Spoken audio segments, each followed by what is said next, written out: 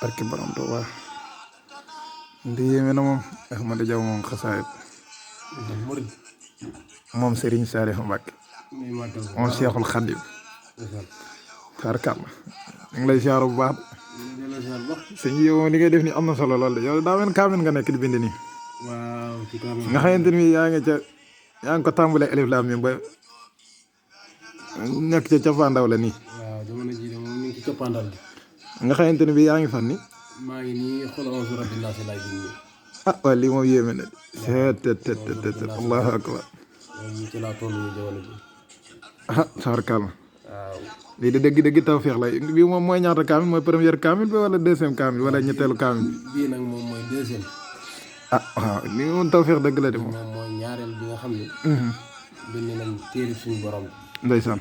bañ njëkk a bind ndeysaan dañ ko jébbal suñu waajur ndeysaan lii Serigne Djily Mbacké moom Serigne Saliou li nga xam ne moom lañ yaakaar adduna ak àllaaxira ndeysaan moom lañ ko war a jébbal incha allah alhamdulilahi rabbil alamin lii de moom dëgg tawfeex la nga xamante ni bi boo paree ci bi da ngay bindaat beneen wala moom maanaam moom yaa ngi am yaakaar ki incha allah lii de moom tawfeex la am na solo mbir mi da daa mu rista lool sax si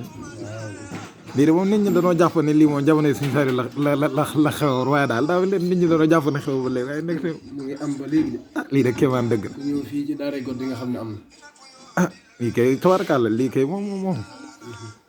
werante kay tëg ba da caa bokkut lii de am na solo lool